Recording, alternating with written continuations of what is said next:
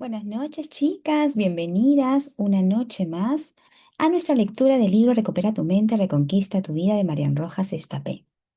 Estamos cerrando una semana muy gratificante, avanzando, como siempre, un fragmento más de este maravilloso libro.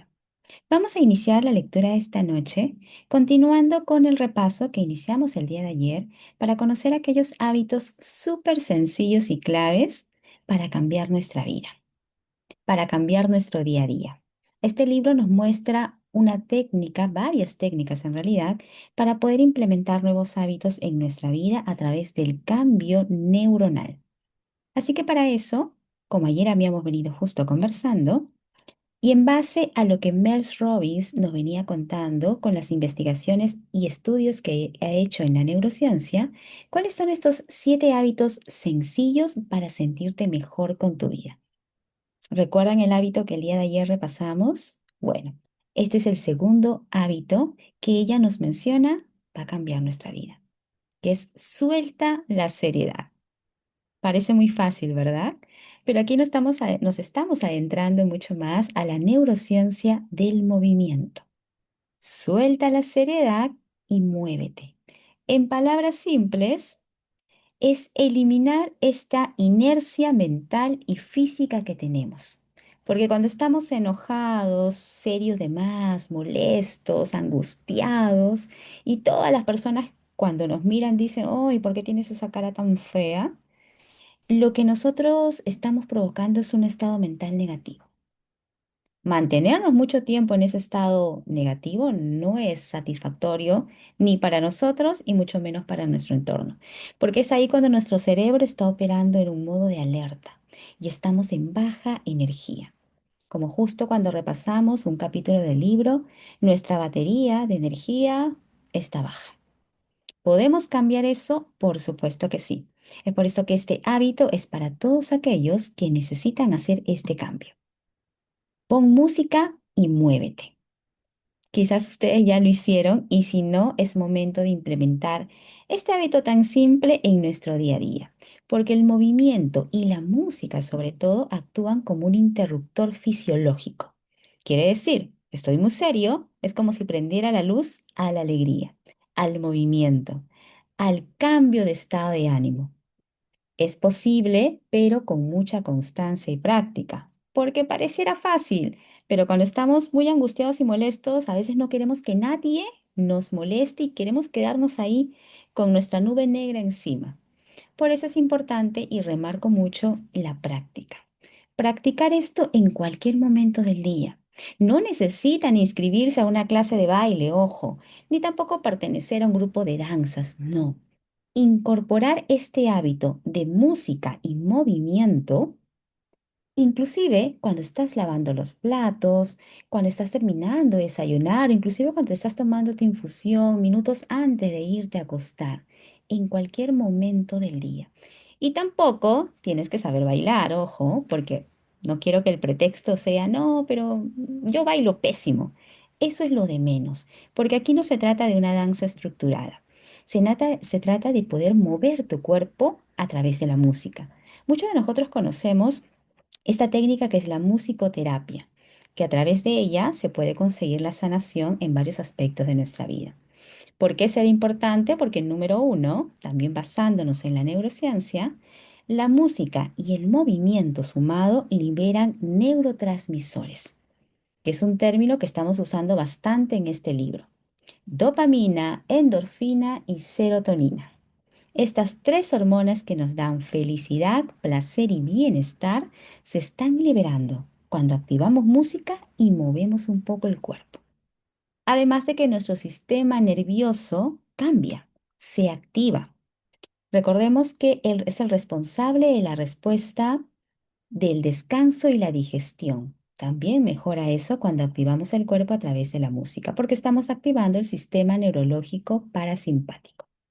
Y finalmente, que estamos implementando la psicología del estado de flujo, que este es un término que vimos en el libro de Joe Dispenza, Deja de ser tú, cuando entramos en ese estado de flow. Quiere decir cuando nos mimetizamos tanto con los que nos gusta hacer, que perdemos la noción del tiempo, del espacio, de todo. y nos concentramos tanto en aquello que nos gusta. Entonces, al activar esta música y mover el cuerpo, estamos entrando en ese estado de flow, creando en nuestro cuerpo y en nuestro ambiente armonía y control. Pero lo más importante para ponerlo en práctica es el siguiente ejercicio que les voy a recomendar. Cada uno puede adaptarlo a su estilo de vida, a sus horarios. Yo lo llamo el ritual del flow, tomando nuevamente este término que nos dejó el libro Deja de ser tú. En lugar de solo ponerte a bailar, que también está bien, ve un nivel más allá y crea un ritual intencional. Este ritual que nos dice que identifiquemos en qué momento del día solemos sentirnos más cansados, más pesados, de repente hasta un poco molestos. En ese momento vamos a reservar 2 a 5 minutos. Si, por ejemplo, el momento en el que me siento más pesada es cuando ya salí del trabajo, llego a mi casa y estoy sin ánimo de hacer nada, bueno, reserva 5 minutos para ti y previo a eso puedes guardar en tu celular o entrar inclusive en una playlist de YouTube, de Spotify y seleccionar de 2 a 3 canciones que tú sabes que te motiven, que sea tu música de poder, que te active, muy diferente a música de relajación que puedas tener. Aquí tiene que ser una música que te active y vas a empezar a moverte, pero con propósito. Quiere decir que vas a hacer estiramientos dinámicos, un baile libre donde sientas que todo tu cuerpo se va movilizando a tu manera, porque ese es tu ritual. Y a eso le vas a sumar un anclaje, un conectador que dispare más la energía que estás teniendo en ese momento. Quiere decir que si, siguiendo el ejemplo, llego a mi casa pesado, aburrido, cansado, inmediatamente quiero iniciar mi ritual del flow, lo voy a activar con una frase solamente que yo conozca, una frase mía, que puede ser, listo, es hora de cambiar. Preparados, comencemos con el ritual. O vamos por ello. La frase que ustedes permitan que separe ese mal momento, ese momento duro de seriedad, con su nuevo momento de ritual del flow. Y practíquenlo, practiquen esta seriedad divertida, llevando este ritual a que sea parte de un descanso reparador, que sea como una recompensa pequeña que ustedes le dan a su cuerpo y a su conciencia después de momentos quizás no tan agradables. Así que este es el segundo hábito sumamente sencillo que espero que lo puedan practicar ya desde mañana mismo. Y si ya lo hacen, súmenle el anclaje, súmenle el nivel de conciencia, el movimiento con intención y cada vez vamos a sentirnos mucho mejor. Gracias chicas por haber presenciado, por haberme acompañado en la lectura de este hábito y ahora vamos a continuar con nuestra lectura del libro que hoy día nos trae y nos reúne cada noche. Recupera tu mente, reconquista tu vida de Marian Rojas Estapé. En pantalla está nuestro libro virtual. Estamos ingresando a la página, aún terminando un poquito de la página 104, que corresponde al título Adolescentes cada vez más solos. Recordemos que el día de ayer leímos un capítulo en el cual estábamos hablando cómo eran estos efectos de heridas que se originaban en la infancia. Ahora, como ya transitamos la parte de infancia, vamos a una de las etapas más complicadas de la vida de toda persona, que son los adolescentes. Comencemos. A veces, al pensar en la soledad, seguimos visualizando a ese anciano que vive solo, al que ocasionalmente visitan sus familiares. Te recomiendo los primeros 15 minutos de la película Pixar, Up. Seguro que recuerdan la película de esta pareja de ancianos donde fallece la esposa y se queda el ancianito renegón que luego conoce a un pequeño niño gordito y implementa un sistema de globos que se lleva volando la casita al lugar donde su esposa fallecida le hubiese gustado terminar los últimos días de su vida.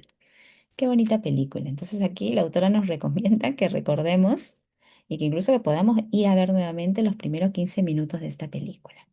Sin embargo, si estamos relacionando la soledad con esta imagen de un viejito abandonado y solo, Vamos a ver qué nos dice el libro. Sin embargo, este es un problema que atañe a distintos ámbitos y que afecta al ser humano desde el comienzo de su existencia hasta la muerte.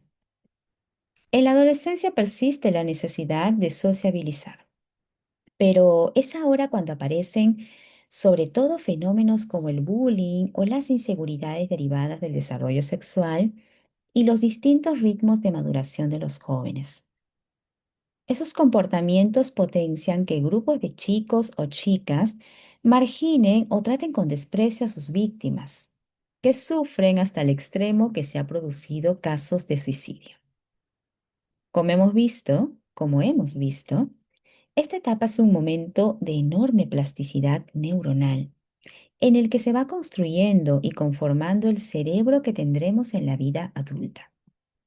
En pruebas de neuroimagen se observa una mayor actividad en el sistema límbico, zona clave en la gestión emocional. Ahora el riesgo se relativiza. La corteza prefrontal todavía está en plena fase de maduración y la gratificación instantánea genera mucho placer, modulada por la dopamina. Si en este periodo añadimos redes sociales y pantallas sin control, corremos riesgos, adicciones, problemas de atención y concentración, etcétera. Pero no cabe duda de que uno de los más graves es la soledad. Recuerda que a esa edad, entre los 9 y los 20 y muchos, la mente se va transformando y va madurando. Pero surge una enorme inseguridad. Si presionamos al adolescente en la búsqueda del cuerpo perfecto, en lograr ser el más atrevido, el que los amigos posee, el que más amigos posee, o que el más éxito tiene con chicos o chicas, el resultado puede ser que se quiebre. Por supuesto, que los juegos online, el teléfono y las redes sociales usados con mesura no son malos, usados con mesura, pero son productos diseñados ex profeso para ser adictos. Ya leímos en un capítulo anterior cómo la autora nos contó, incluso en una entrevista también que transmitimos antes de la lectura, cómo se habían creado las redes sociales con la finalidad de ser una fuente de adicción. Esto bajo un estudio que hizo la autora del libro precisamente sobre toda esta tendencia de redes sociales. Continuemos. Te hablaré de ello en profundidad en el siguiente bloque, redes y pantallas. Y el riesgo de que atrapen a un adolescente o a un adulto joven y lo aíslen de los demás es muy alto. Es cierto que la tecnología tiene facetas positivas, pues nos permite contactar con personas con las que de otro modo no sería posible. Y es una ventana abierta a la vida en cualquier parte del mundo y una fuente casi inagotable de conocimiento si se utiliza bien. El problema es que la interacción a través de la pantalla crea una sensación de satisfacción similar a los sistemas de recompensa que el amor o la amistad provocan en el cerebro. Miren esta parte, la voy a repetir. El problema de interactuar a través de las pantallas es que la sensación que sentimos nosotros es muy parecida, casi idéntica a la que nos brinda el amor o la amistad, a esa sensación que envía el cerebro. El uso constante de las redes sociales y de la tecnología, y más en los jóvenes, reduce la calidad emocional del resto de sus conversaciones diarias, cuando, por ejemplo, el dispositivo físico se interpone en las cenas o en las charlas entre dos o más personas. El puping es el acto de ignorar a alguien en medio de una conversación para mirar el teléfono móvil, lo que provoca una disminución de la capacidad de empatía. Si unimos pantalla con inseguridad y con soledad, nos hallamos frente a tres factores que pueden resultar muy perjudiciales para el adolescente. Nunca hemos estado tan conectados, nunca nos hemos sentido tan solos. Creo que esta es la paradoja del nuevo milenio. Y es cierto, cada vez estamos más conectados a cualquier parte del mundo, pero a la vez esto genera que más personas en el mundo se sientan cada vez más solas. Continuemos. No olvides que Internet, las pantallas, las redes, la tecnología son pura sensación, emoción y dopamina. El filósofo y ensayista rumano Oria Román Patapiesi, intelectual de prestigio, explica cómo el alma se ha vaciado por culpa de sustituir el mundo interior por la tecnología. Esta es una afirmación muy arriesgada y fuerte. El alma se ha vaciado por culpa de sustituir al mundo interior por la tecnología.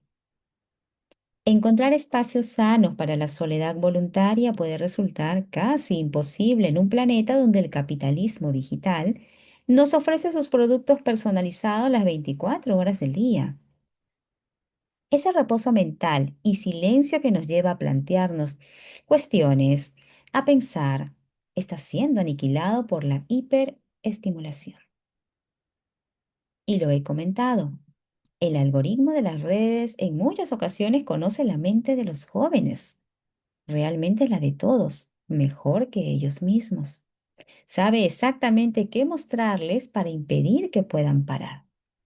Y esta también es una paradoja que a veces nosotros nos hemos preguntado. Pareciera que el celular adivinara lo que estamos pensando o que escucha nuestras conversaciones e inmediatamente cuando entramos a una red social aparece eso de lo que estuvimos hablando todo el día o con lo que queríamos hacer.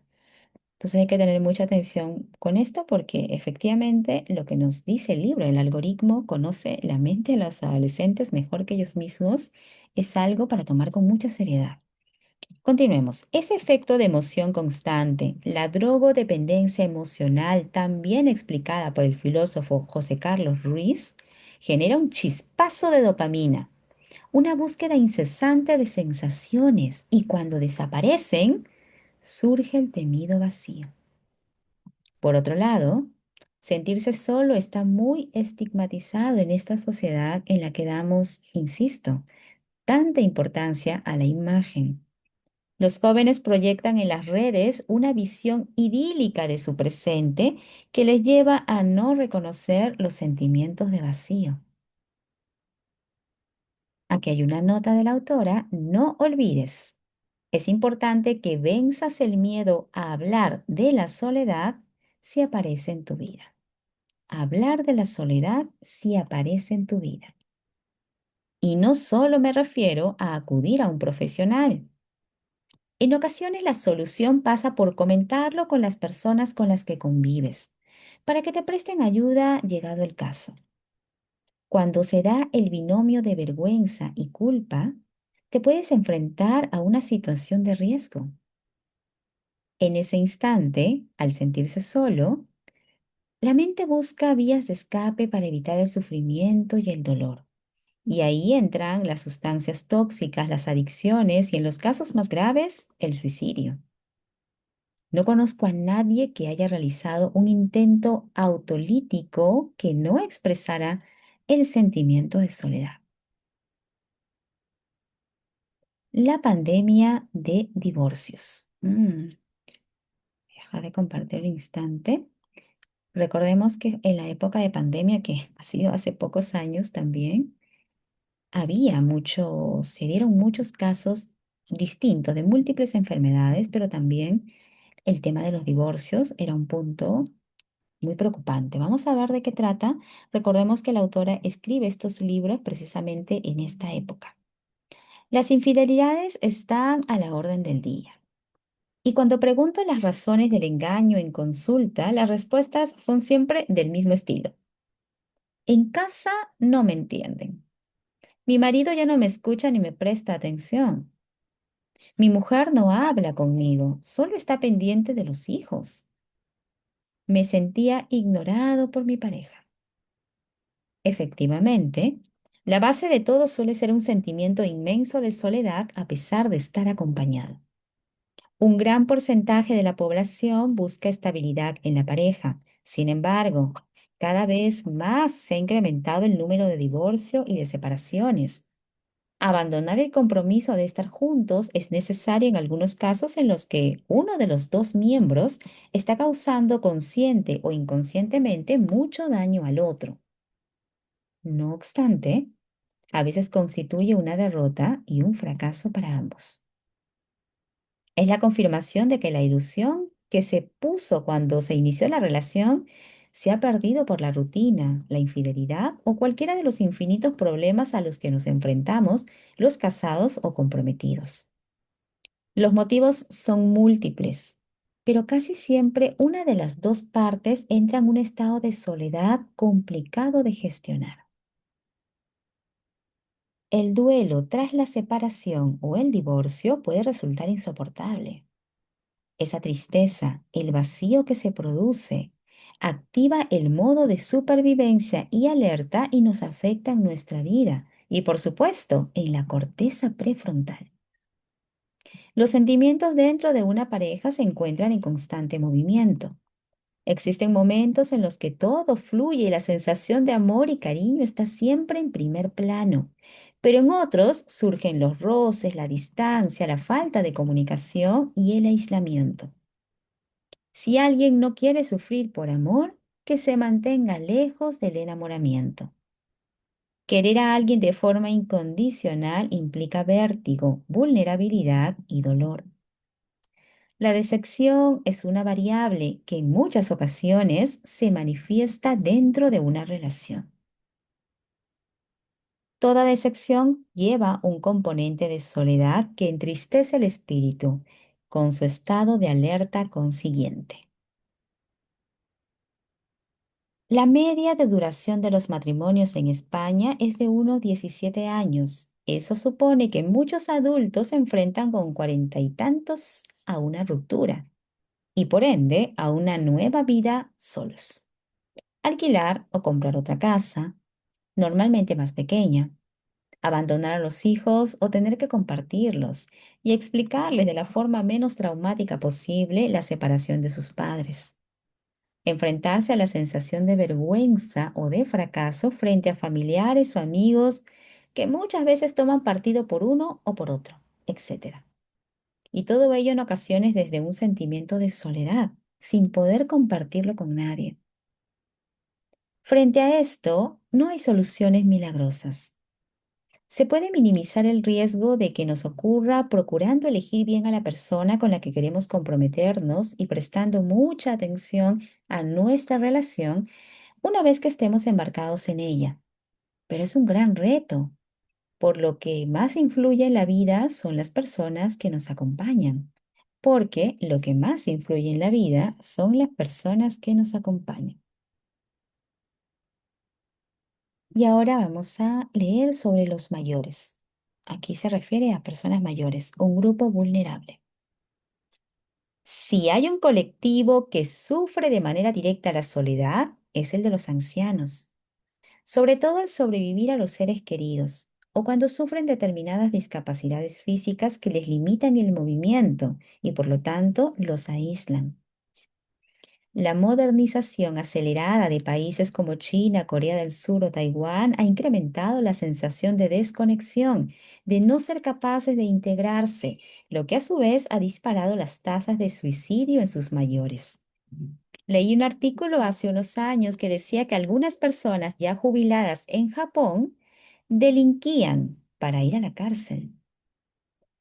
Allí estaban acompañados de gente de su edad y no se sentían tan solas. En la sociedad occidental tratan de solventarse estos problemas con los servicios sociales, pero está por ver si podrán acompañar y ayudar tan bien como lo hacían las familias extensas del pasado.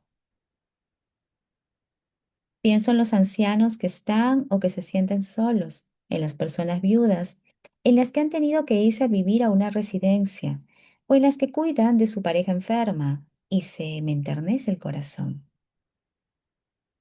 Rosa empezó a ser paciente mía al quedarse viuda. Llevaba con su marido desde los 16 años y la soledad y la tristeza se apoderaron de ella cuando faltó. No se podía valer por sí sola. Sus hijos vivían fuera y se marchó a una residencia. Solía visitarme cada 2 o 3 meses y nuestras conversaciones versaban sobre su juventud al lado de su José, el único amor de su vida. Me acordé de Rosa al poco de comenzar la pandemia y la llamé. Estoy contagiada. Supongo que será cuestión de días, pero estoy feliz. En nada vuelvo a encontrarme con José. No supe más de ella hasta que contacté con un hijo suyo. Efectivamente, ella había fallecido, pero pensé aliviada que se había marchado de este mundo ilusionada con el reencuentro.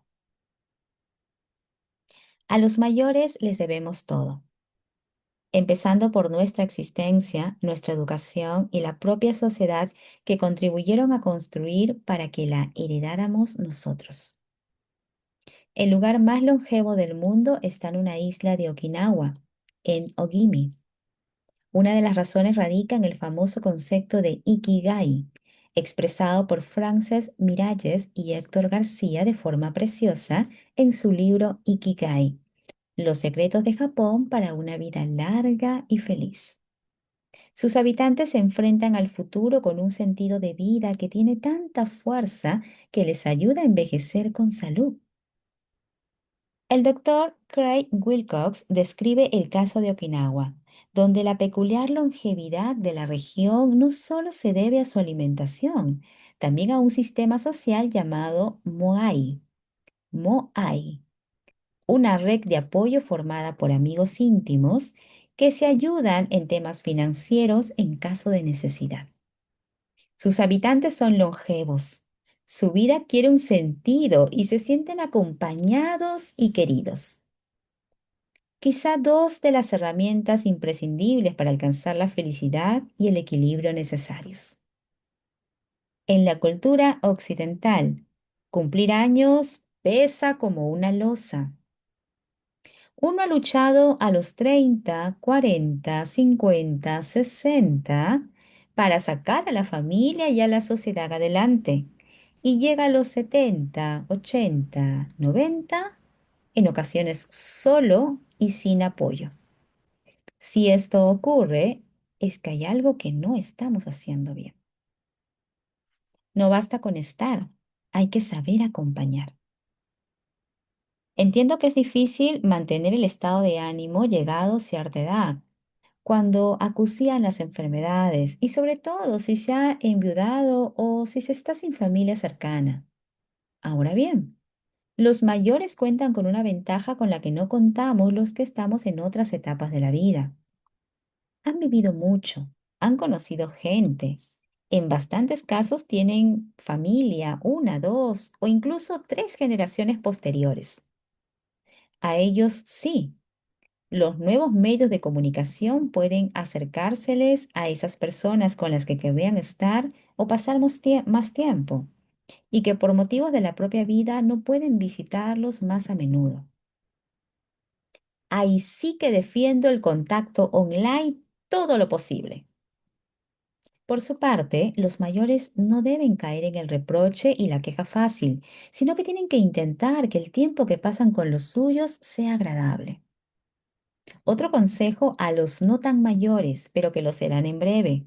Intentemos conservar en lo posible las amistades y contactos de nuestra profesión y vida activa nos hayan generado. Intentemos conservar en lo posible las amistades y contactos que nuestra profesión y vida activa nos hayan generado, fomentando en lo posible hobbies o actividades de grupo. Eso nos facilitará mantener una vida social relativamente rica cuando vayamos cumpliendo años. He conocido a tantas personas que tras jubilarse comienzan con una depresión. La soledad, la inactividad, la falta de horario y el cambio de las relaciones sociales perturba la salud física y psicológica.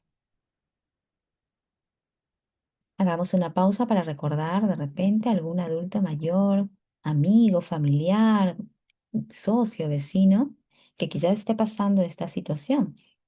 Y si de alguna manera podemos estar atentos a ellos, sería bueno con un mensaje, un saludo o quizás recomendarles, como nos dice el libro, que puedan interactuar en algún grupo social. Y también acá nos indica el libro, ¿no? Que los mayores no deben caer en el reproche y en la queja. A veces pasa que los adultos mayores se quejan mucho, se quejan de que los hijos no los visitan, se quejan de que todo está mal. Entonces, buscar, tratar de que ellos tengan un poco de conciencia también, que el bienestar proviene de uno mismo. Si estamos esperando toda la vida cosas del externo, podríamos, como dice el libro, vivir los últimos años en mucha angustia y soledad. Continuamos con la lectura y ahora estamos en otro capítulo que se titula Que no te roben el sueño. Que no te roben el sueño. Este capítulo me interesa bastante. Dice, el sueño es clave para tener una buena salud. Una persona que cumple 90 años ha pasado de media unos 37 años durmiendo. ¡Wow! Así que si nos pasamos un tercio de nuestra vida haciéndolo, debemos protegerlo y cuidarlo. Durante mucho tiempo, siglos, se creyó que mientras dormíamos no sucedía nada. Hoy sabemos que es un estado del cuerpo y de la mente donde se producen cambios bioquímicos importantes, necesarios para el correcto funcionamiento del organismo. Este tema es apasionante y quiero recomendarte el libro La ciencia del buen dormir de mi amigo el doctor Javier Álvarez, especialista en medicina del sueño. Cada vez dormimos menos y peor. La cantidad y la calidad han bajado. Te pongo una fecha, en 1879. Con la llegada de la bombilla se rompió el ciclo natural luz-oscuridad. El hombre siempre ha estado conectado con la naturaleza. La vida dependía de cuándo salía y de cuándo se ponía el sol. Los ciclos se sincronizaban con la luz, el clima, la oscuridad. Pero la llegada de la bombilla lo cambió todo. Las pantallas, desde luego, han supuesto otro hito fundamental en el mal cuidado de nuestro dormir. Actualmente estamos expuestos a mucha más luz, 10 veces más que hace 50 años. La recomendación de la Organización Mundial de la Salud es la de dormir 8 horas. Sin embargo, más de la mitad de la población mundial duerme bastante menos. Y se cree que en las grandes ciudades, una de cada 8 personas padece de insomnio crónico.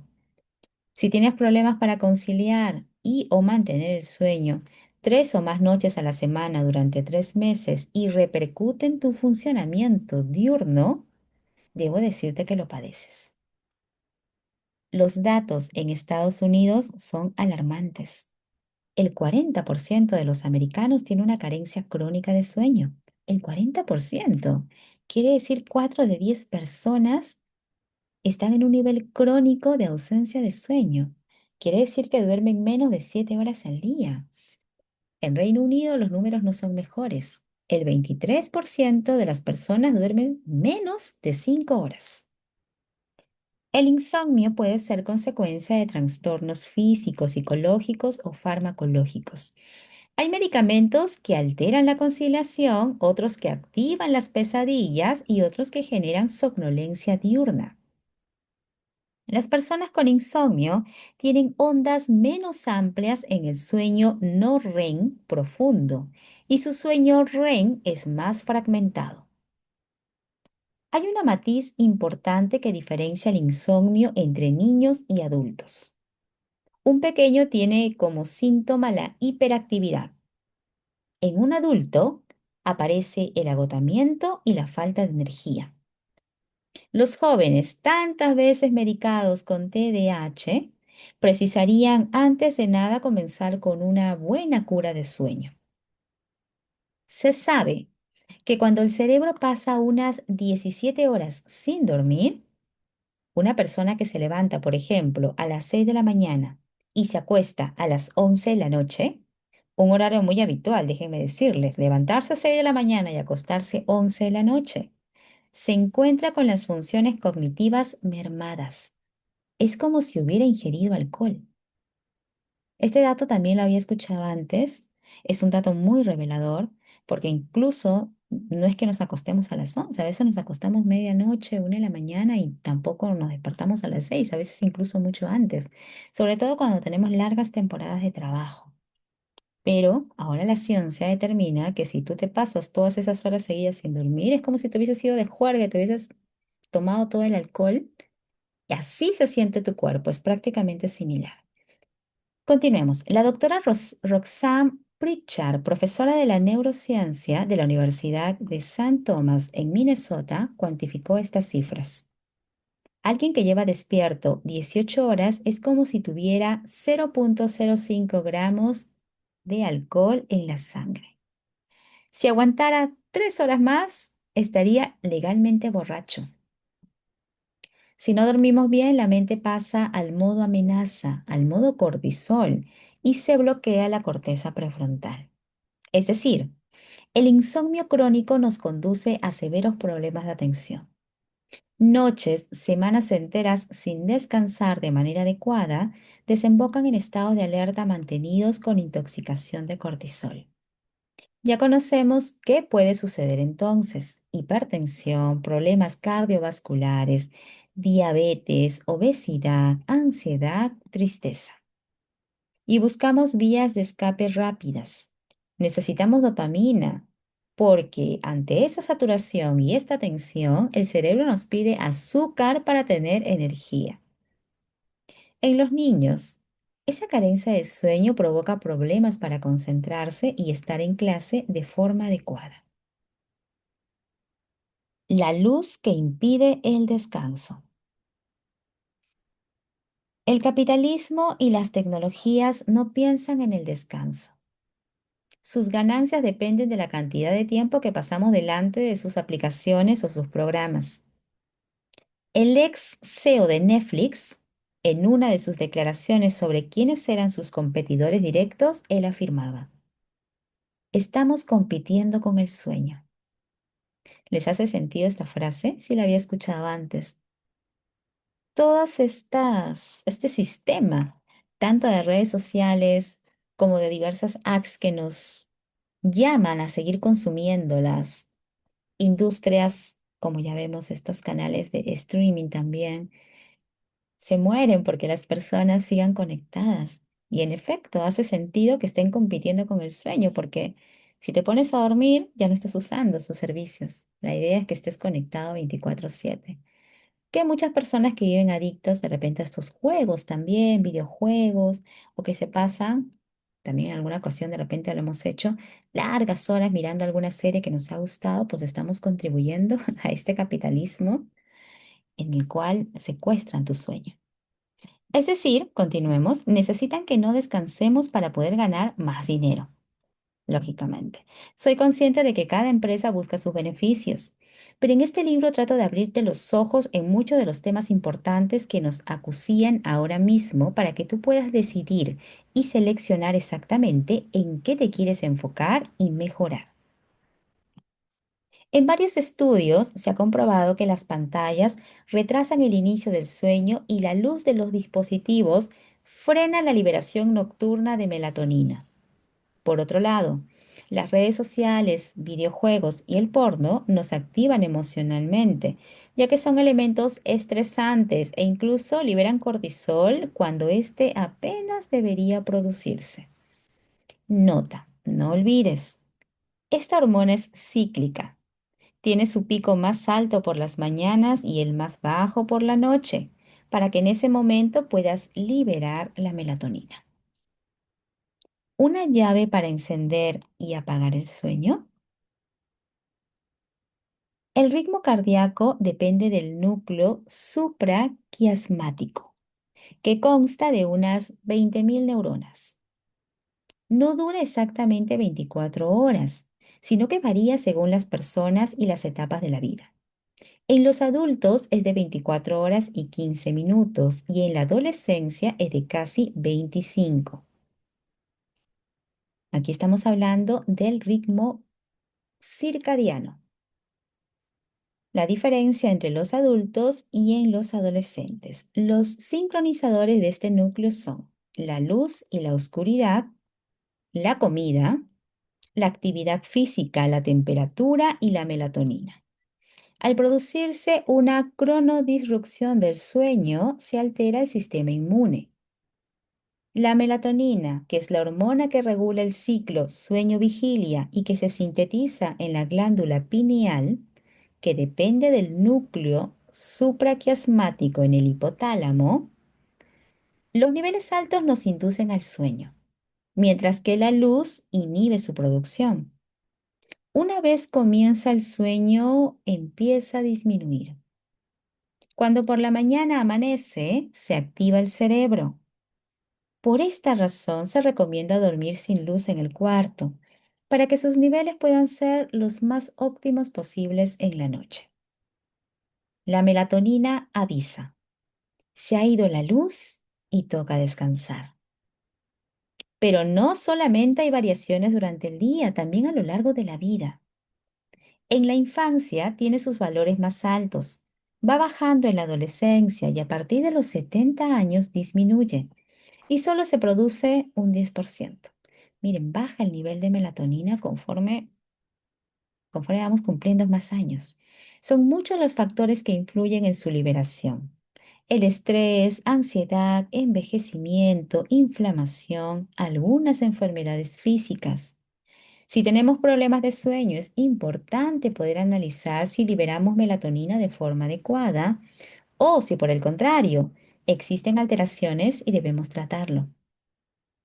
Se sintetiza a partir del triptófano, por lo que una forma de estimular esta sustancia es ingerir productos que lo lleven como los frutos secos, cereales integrales, el chocolate negro, el pollo, el pavo y los huevos. Después de saber un poco de esta hormona y sus beneficios, sería interesante hablar sobre las fases del sueño. Este consta de dos fases que se repiten en 4 o 5 ciclos. Dos fases del sueño que se repiten en 4 o 5 ciclos. La primera fase es la del no REM.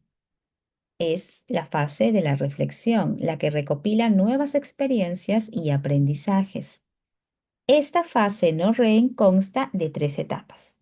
La etapa 1 es el no REM 1, un sueño superficial, sobre el 5% del sueño. Luego sigue la REM 2, es un sueño ligero, 50% del sueño. Y la etapa no REM 3 ya es un sueño profundo, 15 y 20% del sueño. La fase REM, en ella se produce una actividad cerebral importante. Afloran recuerdos y experiencias del pasado y del presente. Es la base de la inteligencia emocional. Aquí se trabajan las emociones de forma intensa y es especialmente activa en las 2 últimas horas de la noche.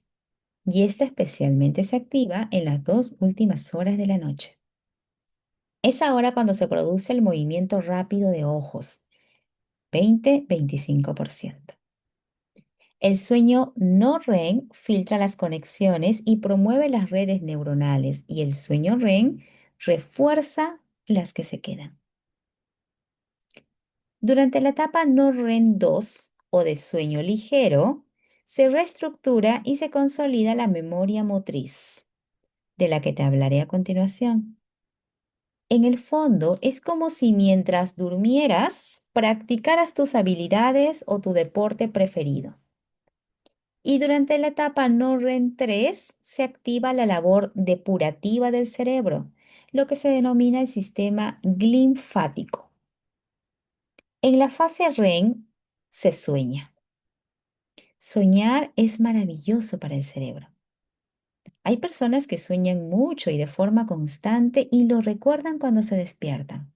Y otras que no recuerdan nada de lo que ha sucedido durante la noche. Suelo preguntarlo en consulta, ya que los terapeutas a veces a través de los sueños podemos interpretar algunos de los miedos o traumas que existen. Las personas de alta sensibilidad suelen soñar más y recordarlo con mayor intensidad. Los sueños nos ayudan a dar soluciones a problemas y activan la creatividad. En ellos revivimos escenas sin que los neurotransmisores de estrés llenen el cuerpo y por lo tanto esas imágenes se consolidan en la mente. Qué interesante, las personas de alta sensibilidad sueñan más y lo recuerdan con mayor intensidad. Los recuerdos se van almacenando en diferentes redes neuronales en el cerebro. Se cree que una persona es capaz de reconectar con sus memorias gracias a la fase REM. Con el tiempo, los recuerdos se afianzan en la corteza cerebral y no precisan del hipocampo para ser recuperados.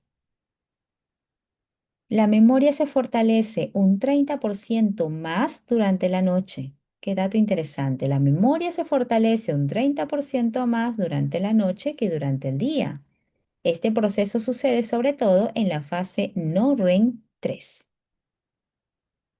Es un hecho que cada día dormimos menos y peor. Las causas son múltiples, que se lo digan a nuestro país, que ya hemos dicho que es el mayor consumidor per cápita de benzodiazepinas en el mundo. Dormir poco no solo afecta al aprendizaje, también tiene otras consecuencias. Veamos algunas. La primera es la memoria motriz. La memoria motora es la capacidad del cerebro para recordar movimientos del cuerpo y almacenar habilidades motrices. Está muy relacionada con la coordinación y con cómo aprendemos destrezas que tienen que ver con los músculos, como leer, escribir, ir en bicicleta, esquiar, hacer manualidades o conducir. Cuando aprendemos una habilidad motora nueva, el cerebro crea conexiones neuronales específicas, nuevas carreteras, que se consolidan con la repetición de esa práctica.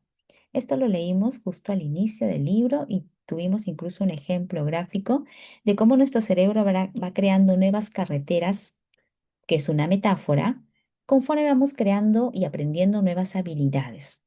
Pero la repetición hará que esa carretera se consolide y se amplíe. A medida que pasa el tiempo, estas dejan su sello, pues el sueño fortalece esa memoria motriz. He trabajado junto con el doctor Álvarez en el cuidado de las lesiones de varios deportistas. Y una de las primeras recomendaciones ha sido un buen tratamiento del sueño. Sabemos que los jugadores, y por supuesto cada uno de nosotros, tras noches de mal dormir, tienen más riesgo de sufrir traumatismos o contusiones. La atención de los ejercicios, de los entrenamientos, del deporte profesional pasa factura. Un deportista rinde un 20% menos si ha descansado mal. Sabemos también que si esto sucede, se genera más lactato, peor oxigenación y más CO2 en sangre. Todo ello baja el rendimiento y aumenta la probabilidad de roturas fibrilares, esguinces, luxaciones, etc. Según el doctor Álvarez, la posibilidad de lesión en un deportista que duerme 9 horas es de un 10%, de un 30% si solo duerme 8 y de un 60% si solo duerme 7. Son datos a tener muy en cuenta. Y hasta aquí nos vamos a quedar el día de hoy para continuar mañana, mañana ya no, el día lunes, engordo si duermo mal. Hemos visto varios datos interesantes el día de hoy que posiblemente han llamado mucho nuestra atención, chicos, chicas.